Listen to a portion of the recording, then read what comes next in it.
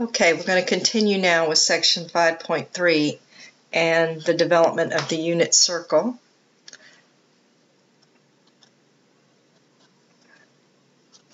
Alright, so we said this is a circle with the origin 0, 0, and the circle centered at the origin 0, 0, and a radius of 1 all the way around. We said that our x coordinate was going to be the cosine of our angle theta, and the y-coordinate is the sine of our angle theta. So we'll start with that understanding. And now there's some points we ought to be able to get pretty easily then, thinking about x and y, and going, this being our x-axis here. So this point right here, x would be what if the radius is 1? Well, x would be positive 1, and y would be 0. So in other words, for 0 degrees, so we can start labeling degrees here. This is after 0 degrees. We're going to have to fit a few other things in this box, so don't make right too big. 0 degrees, the cosine is 1, the sine is 0. Coming up here on the y-axis, we're now at 90 degrees. And we know that our now x-coordinate is 0, y-coordinate is 1. And so now the cosine is 0 and the sine is 1 for 90 degrees.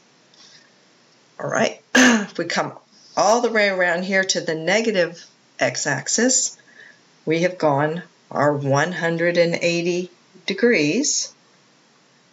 And now our x-coordinate is negative 1. Make some room for that. Negative 1.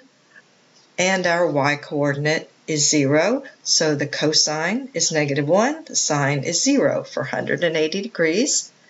And filling out here at the bottom, I've made it too big, but I wanted you to be able to see. Down here at the bottom, we've gone all the way around here to 270 degrees. It's just 90 plus 90 plus 90. And our x-coordinate is back to 0, and our y-coordinate is now negative 1. That parentheses is in the wrong place, so I'm just going to write right over it there. Negative 1. Cosine of 0, sine of negative 1. And we come all the way back around here, and we'll label this also 360 degrees, but it has the same sine and cosine as it does for 0. Okay, so I wonder if I can zoom out a little bit on this. I don't know. I think that's going the wrong way. Okay. Yeah, I'm not having any luck with that. Okay, well, let's see what else we can figure out here. There are, on the unit circle, there are certain degrees that are the most important ones that we need to know. And so that's why these boxes are where they are. The first one from 0, so this is something, you know, if you haven't seen this before, you just have to learn it. Then the first one here is 30 degrees. The next one is halfway. Halfway to 90 is 45 degrees. And then the next one is 60 degrees. So a 30-degree difference from the end here, 30 degrees from here, and then 45 right in the middle. And that's what these are all the two, but you just have to change the numbers. But it's 30 degrees from here, 30 degrees from here, and in the middle. But, of course, we've added. So 30 to 190, that's 120. And then we go, when you go from 30 to 45, you've added 15. So we'll add 15. 135. And here you can either subtract 30 or add 15 and get 150. And we'll just continue around doing that. So now we've got to add 30 to 180, and we get 210. Add another 15 for 225. I'm purposely leaving space here because you might be remembering that we have another way to measure our angles, and we need space to write that. 225 plus 15, we go to 240. And there's our plus 30, we're at 300 here. Plus 15, 315. Plus 15, 330. And plus 30, 360. Okay, now that other measure of angles is called radians. And so let's label our radians. Starting with 0 degrees, that's the same as 0 radians, right? 30 degrees is the same as how many radians? You can just learn these important ones, or you could always convert it, right? Because you know that there are 180 degrees in a radian. So if you're going from, let's just do that down here. Well, you can't see it there. Let me do it up here. So if we have 30 degrees and I want to change that to radians, I'll put radians on the top, degrees on the bottom, right? So I end up with 30 over 180. 30 goes into 180 6 times. That's pi over 6. So this is pi over 6. So you can always get it if you can't remember it, right? And so you could do the same thing for 45, and but you also may remember, you know, that's halfway to here, which is halfway between here and here, and you could figure it that way too. But it's pi over 2. And then with 60 degrees, of course, 60, if we put 60 right there, it'll cancel and leave a 3 right there, won't it? So it's pi over 3. And then, oh, sorry, did I put pi over 2? Pi over 4. Sorry, I was thinking about the halfway. We were halfway to 90, which is pi over 2. So here we are at pi over 2. This one should be pi over 4. So it's pi over 6, pi over 4, pi over 3, pi over 2. Whoops. Pi over 6, pi over 4, pi over 3, pi over 2. All right, that's halfway to our 180 of pi, right? We could even put that here now. Same thing. So, of course, that's halfway. That's pi over 2. Now we've got to get these 3, right? So they're going to be, so this one's how much further from here to here? Well, it's pi over 6, right? That distance, that first one was pi over 6. 30, we said just add 30, right? Well, just add pi over 6. So when you add pi over 6 to pi over 2, you get 2 pi over 3. That's just a fractions thing. You're adding pi over 6. But now we're not adding pi over 6 to get here, right? And in fact, all we need to do now is we're going to go another halfway. So now we're at 3 pi over 4. And then 5 pi over 6.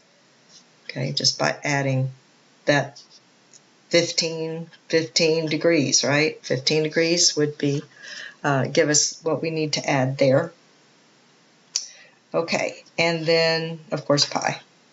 So filling the rest of these out, we have 7 pi over 6, 5 pi over 4, 4 pi over 3. I don't think you can see that, sorry. 4 pi over 3, and 3 pi over 2. That's 1.5, 3 over 2, 1.5, 1.5 around, right? And 5 pi over 3, 7 pi over 4. See how that's almost 2 pi? 4 goes into 7, not quite 2 times. We're getting closer and closer to 2 pi, which is all the way around. This one's 11 pi over 6. So close. Whoops, so close to being 2. 5 pi over 3, 7 pi over 4. See how those are closer and closer and closer to 2? And then finally, of course, up here, we've made our way all the way around to 2 pi.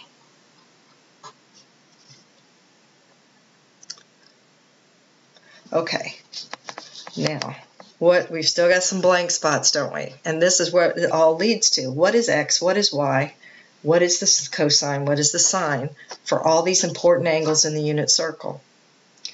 Well, we have to just learn these. And it's not really hard once you get the pattern. There's a definite pattern here. For one, every single one of these coordinates has a denominator of 2. That's handy. So we could just go through here and go, okay, everybody gets a 2. Everybody. And we're in the positive coordinate, right? Quadrant, sorry, positive quadrant. So they're all positive right now, so we don't have to worry about that. They're all going to be positive, and they're all over 2. So here's the next thing to remember. Starting with the y's and going up, we go 1, 2, 3, and then it's square root.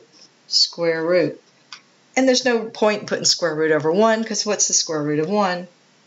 It's 1, right? So going up on the y's, coming down with the x's. 1, 2, 3, square root, don't need it, square root, square root. We've done it. And this is what's really nice. All the other ones are the same. They just change signs. So we just have to look at where we are, right? So, for example, it's really going to be easy, as we did a little while ago with our moving our point around by adding pi and subtracting pi in the last video.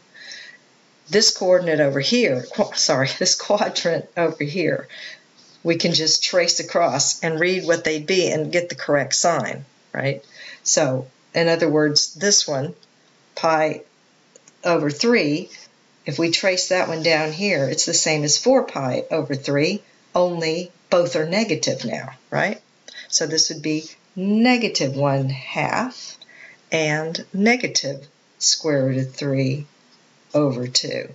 And of course, tracing the pi over 4 to the 5 pi over 4, we get negative square root of 2 over 2, negative square root of 2 over 2.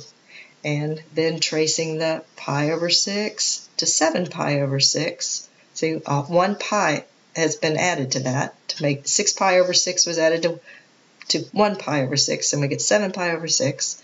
And we now have, what was that one? Negative square root of 3 over 2 and 1/2 negative. Oops. I'm not sure if you saw much of that. Okay, so let's double check those. What we saw was we were just tracing across, going pi radians around, right? And we're ending up at these 3 locations and just changing the signs if you just trace them across. Okay, I better pay better attention to what you can see. All right, so now here we've gone we've got to think about our reference angle. So remember we said that the trig functions are the same if the reference angle is the same. So if I have this angle to here, starting here, that's my angle. The reference angle is this one, right? Because it's the angle it makes with the x-axis. That's that theta r. And so what was the sine and cosine of this angle? Well, it's the same as that one, right? So this one and this one are the same. 1/2 and square root of 3 over 2. Oops, let's see if we can see it. So this one and this one are the same because we're looking at that angle and it has the same, it's the same as this reference angle here. May not quite look like it just because of these, this isn't perfectly drawn, but what's different? The signs, right? Y is still positive, but now we have a negative on our x. Okay, so likewise the pi over 4 and the 3 pi over 4 are going to have the same, only the x will be negative. Negative square root of 2 over 2 and square root of 2 over 2. And then finally, the last one would be the same as the pi over 6 negative square root of 3 over 2 and 1/2. And then if we want, we can just easily trace these others across. Of course, this is where all of the x's will be positive and the y's will be negatives. And we just trace across here and here and here. And what do we get? So we get that the middle one, of course, we know is square root of 2 over 2, negative square root of 2 over 2. Goodness gracious, it's just so hard to keep my eye on the camera. All right, here we are. And then we have square root of 3 over 2 and negative 1/2. And here we have 1/2 and negative square root of 3 over 2. Okay, you need to be able to do this. We just did a lot of stuff. Some things were pretty obvious, and we were able to get them quickly. Points like this and this. The degrees, now that you know, it's 30, another 15, and then another 15, and then a 30, right? Or just remember 30, 45, 60. Of course, you know 90 and 180 and 270. And then from there, fill in your degrees, your radians, and then we learn going up. Everybody's got a denominator of 2. Going up with the y's, 1, 2, 3. Down with the x's, 1, 2, 3. Square roots on top. Okay, you can practice this again because there is a copy of this posted in Momentum. And we'll continue 5.3 in the next video.